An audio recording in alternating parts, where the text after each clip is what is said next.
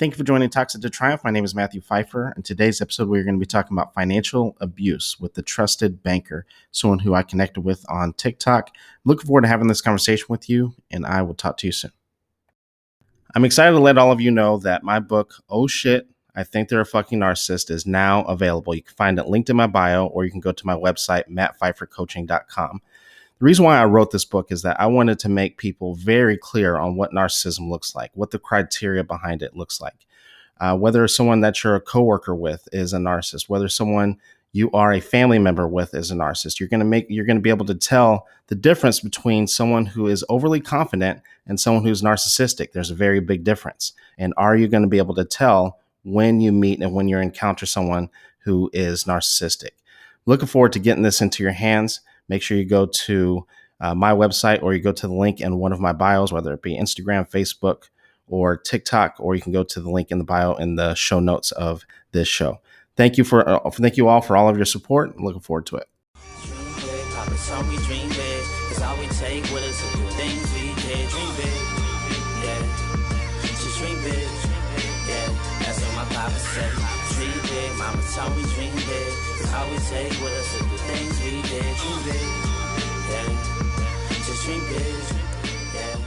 Hello, everyone. Thank you for joining Toxic to Triumph. My name is Matthew Pfeiffer. I am your host, and I am here with the Trusted Banker, and she is with thetrustedbanker.com. And I'm excited for you guys to join this podcast because we're talking about financial abuse. It's something that not enough people talk about, and not just about financial abuse, but how to recover from financial abuse, because quite often that is the part of the relationship that can be the most intimidating.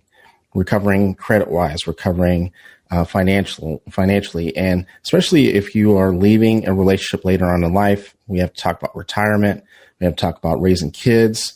There are so many aspects when it comes to finances, even though that may not be the priority when you leave. It does need to be something that is considered when you leave. And so thank you, Trusted Banker, for joining us.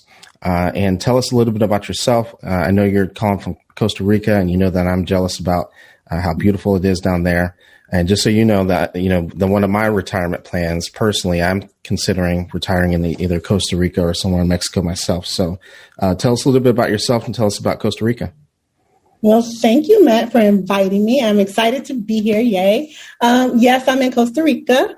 I am a retired banker that just entered back into the industry, actually. But I was a banker for 23 years. And as a banker, I wasn't in the branch. I wasn't a teller. I was in operations, compliance, and risk management. And so being in that type of field, you find yourself giving good advice, helping people build their businesses and buy homes. And so when I left corporate in 2016, I started the Trusted Banker online on Facebook, Instagram, YouTube, now TikTok, and other places. And so, here I am helping businesses get started, manage their credit, get bankable credit, and learn how to create multiple streams of income. I'm in Costa Rica, and I love it. I have to be near the water, warm weather, tropical. It's great for my skin, hair, and me. So, I'm loving it. Sorry if you're jealous. And that's a big change for you, right? I think you were somewhere up north. Originally from Detroit, Michigan. Uh-huh. So it's a real big change. Leaving the city and, decompressing, right. And now being near the ocean is wonderful. Mm-hmm. So before we get into the financial abuse, let's talk about what you were just talking about in terms of people who are starting a business, people who are just personal credit and personal finance in general. What are some common things that you see with people who are coming to see you on a regular basis? They don't have their legal structure correct. A lot of times they're using social security numbers to do their business. So they might have just fallen into a business or got a business idea and wanted to get it up and running. Being impatient as a small business owner is really detrimental to it hurts the business because it can be detrimental to the success of the business. So take the time and do the legal structure correctly, LLC, S Corp, C Corp, partnership, whatever you're doing, put the pieces into place, file your organizational papers with your state, Make sure you get your business license. Make sure you have a business address. Lots of things you need to put in place in order to build out the business as a separate entity from yourself, because you want to protect yourself, your credit, your family from any liable things that might happen with the business, because you never know what might happen with the business. And I'm glad that you said, you talked about being patient, because when we segue over into financial abuse, quite often people want to recover overnight, especially if they lived a very comfortable life when they were with the person who was abusive. And, but let's talk about when someone is still in the relationship and they start to realize that this person has controlled all the finances, that everything is going into one account. Everything is all about them all the time. They're overspending quite often. You spend $20 in gas, they're throwing a fit, but they can spend $5,000, $6,000, $10,000 on vacations without even breathing, so to speak, right? And so tell us a little bit about when you realize that you're in this and you're trying to get out, what are some ways that people can begin to kind of pad their finances with an exit strategy that I always talk about, to be able to get out when they're watching the finances like a hawk? Oh, you brought back some great memories, Matt. That's why I'm smiling, because so now those are the comments that I would get. So when I got out, when I was working on getting out my relationship, because I was married to, I consider a narcissist. I don't know what he was, but he was not a nice person. I had made a plan. I made a plan to exit. I didn't have a job at the time. He had strapped me with the care of his mother. So he brought her home unbeknownst to me. So all of a sudden I was taking care of somebody else and wasn't working. And so I made a plan because I knew I was going to leave. And I actually announced to him like several years before that I was going to leave. But of course, he didn't believe me. And the plan was to find employment because, of course, he had to go to work every day. And some kind of reason we moved so far out. I was so isolated. He had to leave early in the morning. He didn't get home till late at night. So I found employment. I set up my own bank account. I set up my own direct deposit. And it was a job where it was sales. So it was commission based. So I knew I could make a lot of money at one given time. And that one check would come and I'll be able to do a lot of things like move, get an apartment, and blah, blah, blah. So if you're not lucky enough to make a bulk check or a bulk load of money, find a way to make money under the table. I used to be a manicurist back in the day, good cash money. There's a lot of cash jobs that you can find to make money. Waiting tables, tips are great. But find a way to make money where they are not aware of how much money you're making. Like I said, he was gone from a long period of time, so I could make money during the day, be back at home, and he would not know. He did not know that a check was coming, that I had set up all those other things. And so when the check came, that's when I made my move. But it took 2.5 years. Right. I had a plan. So it took 2.5 years to get all that going. Mm-hmm. And so that took 2.5 years. I just want to pick your brain on things that, a lot of people that I work with, they're out in the middle of nowhere. I'm in Dallas. You were in Detroit. You're obviously now in Costa Rica. We have a lot of resources. For some people, the only resource they may even have is the internet. What type of, but with the internet, they now have access to be able to do things from home. What type of home-based businesses or home-based jobs would you encourage for people to find or be able to do, like you said, while the person is out, while they're working, or things that they can do on the side? So I just started researching this because I'm going to do a TikTok about it. But there are several ways to make money online. Of course, you can do medical billing. You can do customer service. Most industries are looking for customer service agents. And you can work from home and they'll give you the phone equipment and they'll give you the stuff to set you up as long as you can answer the phone. And once you become a customer service rep, you can work for 3, 4, 5 companies with that equipment. And most of the time they'll have contracts to help manage that. Amazon has a great way for reselling. I've been researching that, where you can create an Amazon second seller account and you can second sell things on Amazon and make cash from that. There are a lot of ways to make money online using your computer. I have to think of some more. I know a lot of people forget about eBay. I mean, eBay was, at the beginning of in the early 2000s was really popular, but it still is. Yeah, I just set up an eBay account, and I haven't figured that one all the way out yet, but you have to have some things. So people I know that do eBay very well go to, if you're out in the middle of nowhere and you can find estate sales to go find stuff to bring it back to resell it again, eBay is a good source of money, and all the online bill payment systems can help funnel that money right into your account.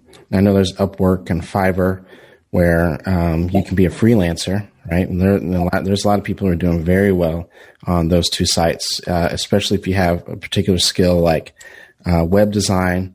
And a lot of times you don't even necessarily have to be that great at it, because the people who are struggling with it quite often, they literally have no experience with web design or anything like that. So there's a lot of ways, thankfully, right, to be able to make money these days. Absolutely.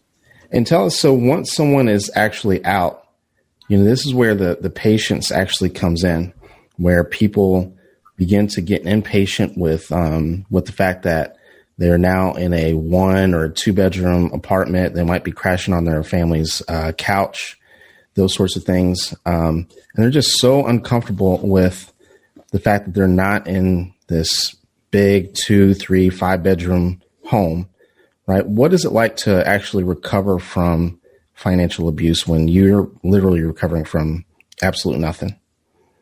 So I went from a 4,000 square foot home to a 2-bedroom apartment in the hood.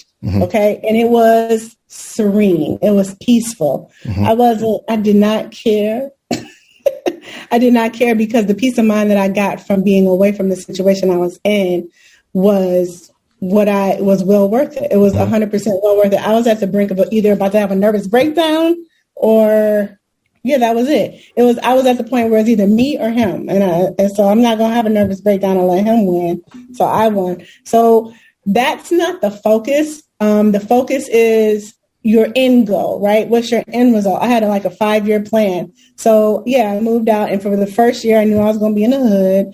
I didn't bring my kids over that often because I didn't feel like it was safe. They definitely couldn't be there by themselves, but I was very close to the family home where I could still get there. I was 1 mile away, get there to take them to school and pick them up from school, do homework, cook, clean, and all that. Because again, he wasn't there. So for the first year, that's what I did until I built up my income so I could move somewhere in a safer neighborhood where better schools and all those kind of things. But I did create a 5-year plan on what I needed. The first thing I did was go back to college and finish my degree. So. Yeah. You mentioned something about swallowing your pride, and I tell people, I don't say swallow your pride, but I do say that you do need to be pretty humble, and it is very humbling, because you're going to have to accept the fact, and you're going to have to actually do what I tell people all the time: set some boundaries at the fact that you can't afford the major Christmas presents maybe the way that you did before, right? The way that people are expecting, right? And they might actually ask you about it. I know me personally telling people I can't go out for drinks the way that I used to. I can't just hang out the way that I used to, and sometimes people question and people wonder what the hell is going on, and it's very, it can be embarrassing, right? To go through those type of situations. Do you have any advice, or do you remember feeling like that, going through that at all? I guess I had become so isolated that that wasn't the issue. And I remember the first Christmas, I literally had no food and $70, where he was buying all the, still spending $1,000. I didn't have, I didn't have anything any money to get my kids any gifts, but I had become so isolated, and we had moved so far out. Nobody was out there anyway. So nobody really missed me. We did do a huge Christmas brunch every year, so I still showed up for that. But outside of that, no. And I guess that wasn't my focus. I really didn't care I just had to get things in order. I wanted to make sure that my kids knew that there were healthy relationships and a different way to do things. So I didn't really care what people I don't care what people think. Yeah, I see. And what was that process like to actually start the recovery process? So obviously step one was for you to leave for you to have your own place. But when did things begin to, when did you actually start that rebuilding process, and what did that look like? As soon as I left, I believe when I left, I did not let him know where I was. Mm-hmm. So that I did that for a while. So nobody knew where I lived except for my father and the kids when I finally brought them over for like a month later. And the recovery process was going to work, making that money, saving up the money, and finding a new area that I wanted to live in that had good schools and was closer to what the family, the church, their dance lessons. Like I needed to relocate and figure out how to do that and reestablish myself before I knew I needed to do that before filing for divorce. I knew I needed to show stability. I needed to have them enrolled in school. I needed to have them in their, I knew I needed to create a new life for them in order to file for divorce and custody. You did it before you even divorced, because that's a big question that I get. Is a lot of people think that they need to stay in the home before the actual divorce proceeding. So you did it before the divorce, though. So I left the marital home, and in retrospect, I believe you should file those papers. And my home was big enough. We had a whole mother-in-law suite. I could have lived on the other side of the house, mm-hmm. which is what I should have done because of the rhetoric that he used mm-hmm. about abandonment and other negative conspiracy theories that he put mm-hmm. together for the divorce and to the kids, which created negative thoughts in my kids' head. Yeah. But I just couldn't see living in the house with him going through the divorce. I guess it's the personal choice. If you feel like you're going to be in danger, mm-hmm. like I moved out when he went to work because I knew I couldn't get out the house any other way. I had already been living I had already moved out of the bedroom maybe a year prior to, or at least mm-hmm. 6 months. So I was already living separately, but I knew that divorce filing was going to cause him anger. Yeah. So I just didn't want to be bothered. And I was at the end of my rope. I mean, I had exhausted. And I know hindsight is always 20/20, but I can tell you that you did the right thing because a lot of people don't realize that when you have someone that's that controlling, a lot of times people give them the benefit of the doubt and they say and they assume like, okay, this person is controlling, but in some situations they're not physically abusive or they're not violent but the problem is that just because they haven't doesn't mean that they won't. And they're doing all those things for a reason. And you have to remember that, so I don't know how long you were married, but let's just say that people were married for 10 years. For 10 years, you were with this person in every single disagreement. If you think about all of the disagreements that you have and the tantrums, the anger, the outburst, and those were outbursts over things like lunch and over what you were wearing, those sorts of things. And the divorce, right, when those papers are served, that is the biggest disagreement that you guys are ever going to have. And so you can imagine that it's whatever those tantrums, whatever you experienced during the marriage, times 10 when those divorce papers are served. And it begins to, and it doesn't just, it's not like just one day of that. It's a consistent escalation until those papers are served because they know that you have one foot out the door, right? And so, you hindsight, you may have thought that things could have been different, but you likely did the right thing. Ooh, what you just said, 100% correct. Mm-hmm. Thank you, because now you give me a different. Okay, so I agree. I did do the right thing because when those divorce papers came, the phone call I got, mm-hmm. it was crazy, and I had already been gone a year, and I paced myself because I knew I was going to get. He turned into a different person. Now, once those divorce papers hit, he turned into a totally different person, and I was not prepared. A lot of people don't know that is, we hear all these horrible, horrible stories on the news and on TV. That part, when you actually take your power back, and this, I don't want to scare anyone from actually leaving, but you do need to be realistic about that part is the most dangerous part of it. And so you have to be This is not going to be a situation where you sit down at a coffee shop and say, hey, things just aren't working out. It's just not going to happen. And so we have to accept the fact that this person is not where they need to be mentally, emotionally, and get yourself to safety before that part of it happens. Yeah. Another thing that I did when I first left is I counseled him to say, hey, this is just a trial. Let's just see what's going to happen. And let's talk to the kids and let them know we're working on things, but this is not permanent. I knew it was going to be permanent, but I didn't want him to think it was going to, because I knew I wasn't going to be able to afford to file for until I got my money together.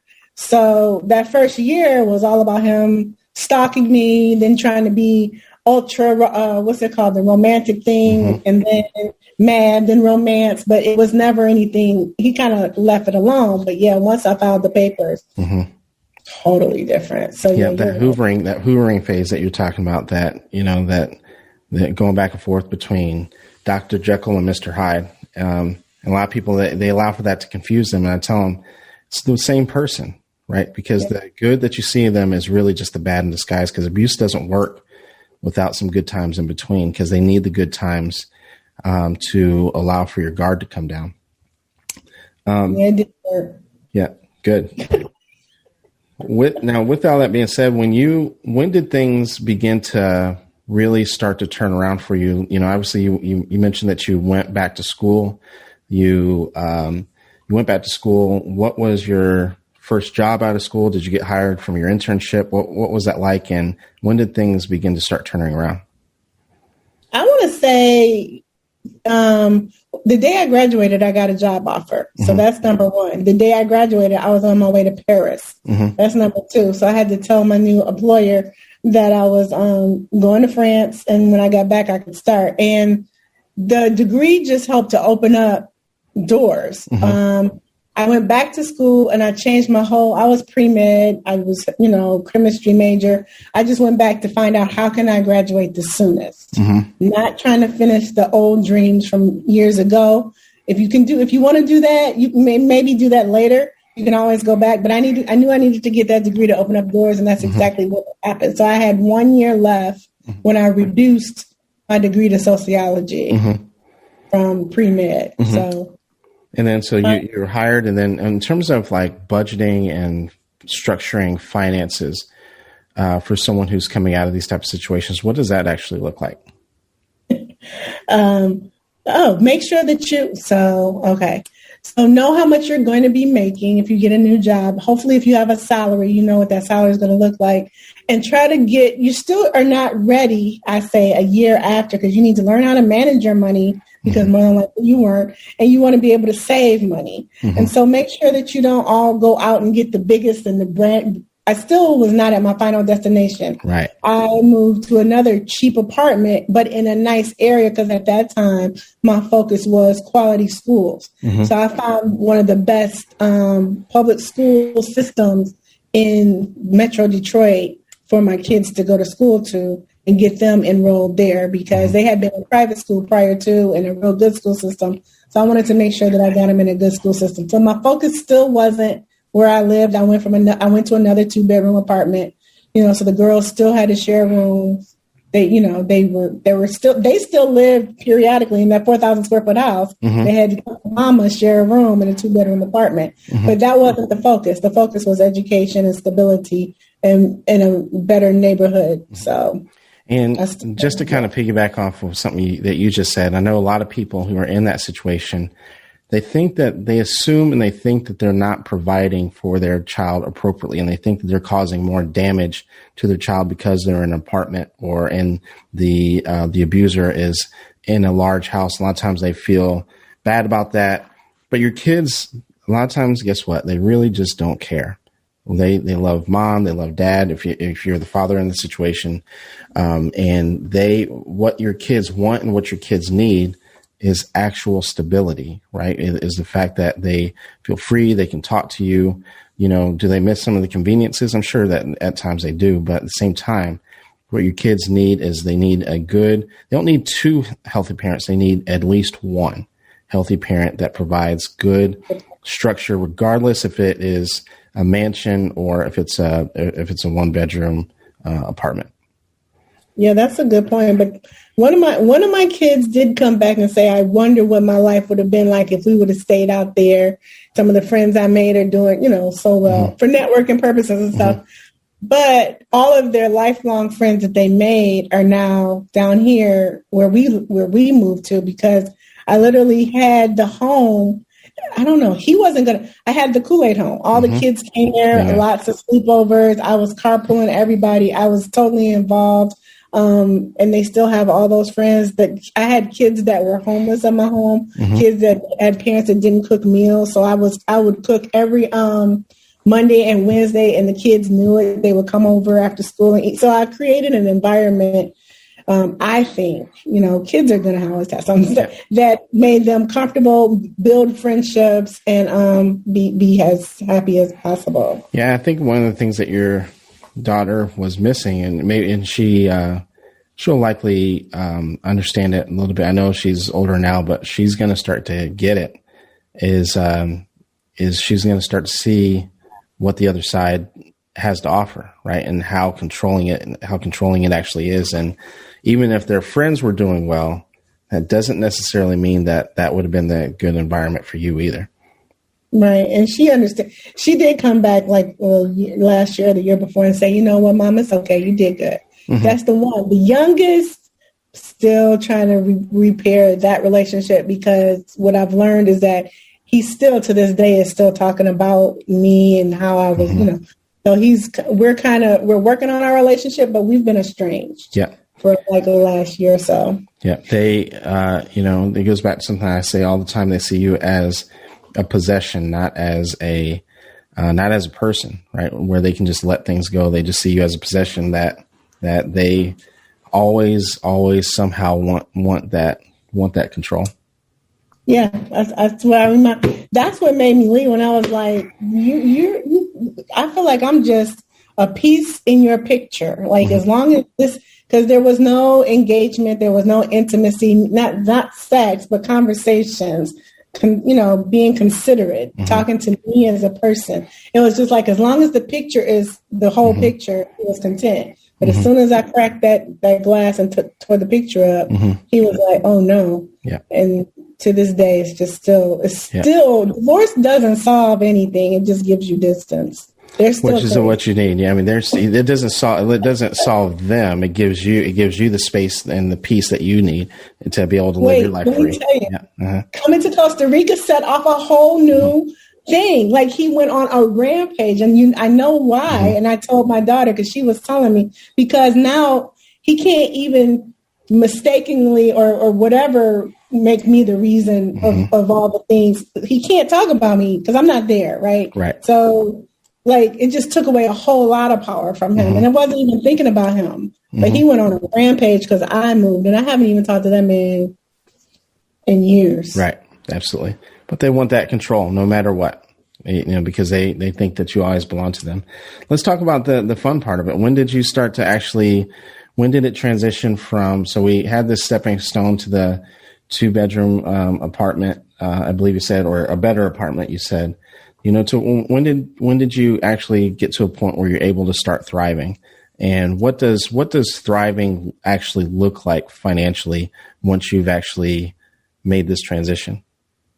Financial freedom and serenity. I think I clocked in my first 6-figure job in 2013. So I divorced in 2010. I graduated in 2011, got a job then, but then I got my first, high paying job in 2013, and then just started climbing from there. So that's when I first got 6 figures. And that's when, you could take trips. I moved into a more exclusive neighborhood in a condo. They still went to school, just doing all kind of different things. So what was that, 3 years? Divorce was final in 2010. I had a 5-year plan. Yeah. So it happened, I would say, in 3. Well, I didn't buy the house because of what he did to my credit with the tax lien. So 3 years, 3 to 4 years. What are some things that people can do? You mentioned, I think we were offline when we mentioned the tax liens. And that's something that's very common that abusers will do. They always do something with the taxes, like the last year or two, and with your last filing. What are some things that people can do to prevent or to get out of those tax liens and to alleviate some of those tax issues? So they have the innocent spouse form that you can fill out. Mm-hmm. I messed up. I filled it out myself and I didn't follow up and I made some errors. The IRS gives you, at that time in 2014-15, they give you one chance. Mm-hmm. If you don't do it correctly and you don't make your repairs to the forms, they close it out and then you can't ever file it again. Mm-hmm. So if you get into trouble and someone does file their taxes and they get a tax lien and you had nothing to do with it and they take gobs of money and spend it and you still had nothing to do with it, the IRS does have the innocent spouse form, where you can file for that. Talk to a tax accountant. The IRS has a customer service number. You can talk to them. They will walk you through it as well, but make sure that you're vigilant on it because you get one shot at that to get that fixed. I filed bankruptcy. Mm-hmm. I got rid of all my debt because there was a lot of and that's another thing people feel embarrassed about. There's no reason to. Mm-hmm. I filed Chapter 7 and got rid of everything. Mm-hmm. And I told him to file too, but he filed Chapter 13. Mm-hmm. So yeah, those are two good things that I did that helps you get a fresh start. Everything is a fresh start. Yeah. Divorce, bankruptcy, fix your tax situation, all of that. Mm-hmm. The last thing I wanted to ask you about, I wanted to mention with the taxes, for people who the innocent spouse thing doesn't work because there's certain situations where it won't work. There are tax attorneys available, especially if you're dealing with a very high end case with 6 or 7 figures of taxes. There are lawyers who will help and make sure that you protect your assets and protect your home in situations like that as well. So just want to make sure that people were aware of that. So before we hop off, I wanted to give you some closing thoughts that you might have for people who are going through this, and just kind of, anything that you might have to offer the audience who are in this or trying to recover, or maybe they're just trying to learn how to become more financially free. And what are your final and closing thoughts? So I would say have faith. I know we don't like to bring religion into things, but when I was going through everything, my Bible was in my passenger seat. Mm-hmm. So have faith in yourself, have faith in the higher being that you pray to, and make sure that you, that the steps that you take, just keep putting one foot in front of the other and follow the plan that you set for yourself, because it is possible. A lot of times we feel like it's not possible. We can't get out. We're destroyed. How do we do this? Educate yourself on how to pay bills. Educate yourself on how to budget. Understand what you need versus what you want. I cut out all my bills. I don't even think we had cable. So you only need to have the necessities: food, shelter, clothing, a phone for yourself. You got to start over. So give yourself permission to start over and be kind to yourself, because you are going to find yourself not living the life you maybe used to live, depending on how you used to live. But be kind to yourself and know that this is only a stepping stone. And maybe count your stones. Put together, when you put your plan together, itemize out your stones and give yourself congratulations along the way, because every small goal that you reach is a success. Absolutely. So keep going until you get to the end goal, and you'll get there. Just have faith that you'll get there. Trusted Banker, thank you very much for joining us. You did an absolutely fantastic job. We'll have to do this again for sure. And I hope that everyone that was listening to this all resonated with you. And thanks again. Thank you. Keep your head to the sky. Spread your wings wide. Show the world you can fly, baby. Show the world you can fly. Show the world you can fly. Dream big. Keep your head to the sky. Spread your wings wide. Show the world you can fly, baby. Show the world you can fly. Yeah. fly. Dream big, now they told me dream big. It's all we take with us and the things we did. Dream big, yeah, just dream big, yeah, that's what my nana said. Dream big, Maury told me dream big. It's all we take with us and the things we did. Dream big, yeah, just dream big, yeah, that's what my brother said.